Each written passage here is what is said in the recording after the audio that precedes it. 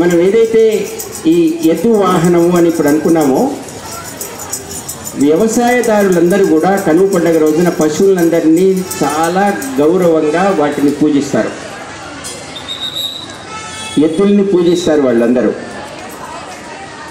కనుమ పండుగ రోజున వాటిని అలంకరించి, ఎద్దులందరినీ అలంకరించి చక్కగా వాటికి పూజ చేసి మహదానందపడిపోతారు రైతులందరూ కూడా. అయితే మనం ఆ ఎద్దులు వాళ్ళని మనం ఎందుకు పూజిస్తున్నాము అని అంటే, చూడండి, వెనకటి ఇప్పుడు ట్రాక్టర్లు అవి వచ్చినాయి, కానీ మనం పొలం దున్నటానికి వెనకటి రోజుల్లో అరకగట్టి ఎద్దుల్ని కాడికి కట్టి వాటిని వెనక ములుకోలా అని అంటారు దాన్ని, ఒక కర్రకి ముళ్ళు పెడతారనమాట. అవి కదలకపోతే ఆ ముళ్ళుతోటి దాన్ని పొడుస్తారు పాపం వాటి ఎద్దుల్ని. అంతవరకు అవి చురుకు తగిలి ఏం చేస్తాయి, ముందుకి నడుస్తూ ఉంటాయి.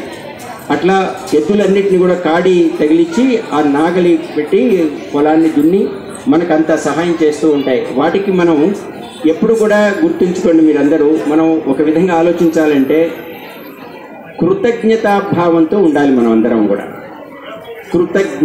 కృతజ్ఞత రెండు ఉంటాయండి. కృతజ్ఞుడు అని అంటే వీడు బాగా కృతజ్ఞుడు రా, వీడికి ఏమీ చేసిన సహాయం కూడా మర్చిపోతాడు రా, వాడు కృతజ్ఞుడు రా అంటారు. అది కృతజ్ఞుడు అంటే చేసిన సహాయాన్ని చక్కగా గుర్తుపెట్టుకొని మళ్ళీ వాళ్ళకి కృతజ్ఞత చెప్పి ఆ సహాయాన్ని ఏవైనా చేయగలిగితే చేయడం అన్నమాట. మనం అప్పుడు కూడా ఎట్లా ఉండాలి, కృతజ్ఞతాభావంతో ఉండాలి, కృతజ్ఞతాభావంతో ఉండకూడదు. కాబట్టి మనం అంటే థ్యాంక్స్ అని చెప్తాం కదా, ఇంగ్లీష్లో థ్యాంక్ యూ వెరీ మచ్ అని చెప్తాం కదా.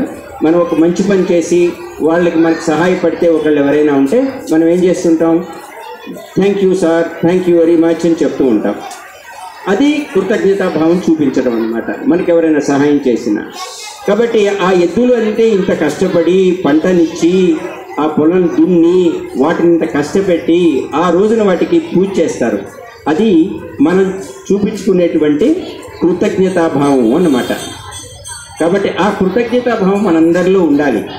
ఇప్పుడు మీ సార్లు ఎవరైనా మంచిగా మీకు మంచి విషయాలు చెప్పారనుకోండి, మంచి ఏదైనా మీకు వచ్చినటువంటి డౌట్స్లో కానీ సొల్యూషన్ మీకు ఇచ్చారనుకోండి, అప్పుడు మీరు ఏం చేస్తారు, థ్యాంక్స్ సార్ అని చెప్తారు. అదే అట్లాంటి కృతజ్ఞతాభావం మనకు ఉండాలి. ఆ కృతజ్ఞతాభావం ఈ కనుమ పండుగలో అందరిలో కనపడుతుంది అన్నమాట. ఆ పశువుల్ని గౌరవించటం, పశువుల్ని పూజించటం, వాటికి కృతజ్ఞత చెప్పడం, అట్లాంటి సంస్కృతి మనం అందరం కూడా సాంప్రదాయ సంస్కృతిని మర్చిపోతున్నాం.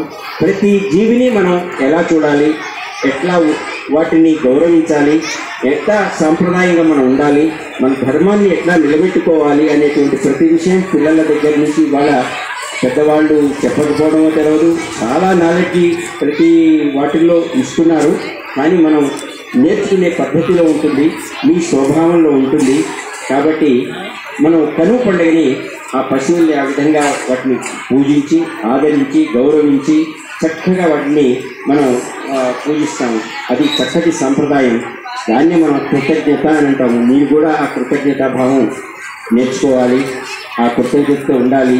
మన సంస్కృతి సాంప్రదాయాలన్నీ కూడా మనం ఇట్లా చేసుకుంటూ మన పిల్లలకి, మన వచ్చే తరాలకి నేర్పితేనే మనకు అర్థమవుతుంది, లేకపోతే అర్థం కాదు. ఈ ధర్మం కానీ ఏది అయినా కానీ మన చేతలతోనే మన ఏదైతే అనుసరిస్తామో ఆ పద్ధతుల మీదనే ఆధారపడి ఉంటుంది నెక్స్ట్ జనరేషన్ అయినప్పటికీ కూడా. మీ అందరికీ తెలుసుకోవాలని ఈ పండుగల 3 రోజులు మనం ఇంత చక్కగా చేసుకొని గొప్పగా మన సంప్రదాయాన్ని, మన ధర్మాన్ని నిలబెట్టుకోవాలని. అదే రోజున మనం కనుమ పండుగ తర్వాత ఆడవాళ్ళందరూ కూడా నోములు, ఈ గాలిపటాలు ఎగరేయటం, ఇట్లాంటి సంతోషంగా ప్రతి పండుగని బాగా జరుపుకుంటారు.